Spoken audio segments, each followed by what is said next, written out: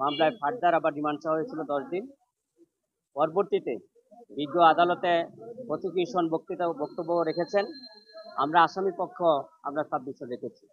আমরা বিজ্ঞ আদালতকে বলেছি যে ইতিমধ্যে এই মামলায় 10 দিন রিমান্ড চাওয়া হয়েছিল। বিজ্ঞ আদালত সন্তুষ্ট হয়ে 7 দিন রিমান্ড মঞ্জুর করেছিল।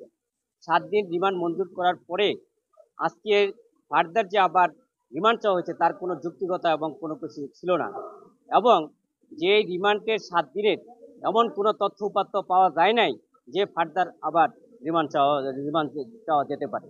আমরা বিজ্ঞ আদালতকে বলেছি যে এই মামলায় আজকের যে আসামি ওনার কোনো 164 নাই, এবং কোনো আসামি 164 আমার নাম বলে নাই, এবং কোনো 161 নাই, এবং উনি একজন বয়স্ক ব্যক্তি, বাংলাদেশের সিনিয়র সিটিজেন। উনি অসুস্থ, এবং সেই বিবেচনায় সিআরপিসির 497 ধারার বিধান মতে আমরা রিমান্ড বাতিল পূর্বক আমরা জামিন চেয়েছিলাম। বিজ্ঞ আদালত উভয় পক্ষের শুনানিতে উনি জামিন নামঞ্জুর করে 3 দিনের রিমান্ড মঞ্জুর করেছিলেন। আমি অ্যাডভোকেট মোর্শেদ হোসেন শাহীন, যশোর, ঢাকা।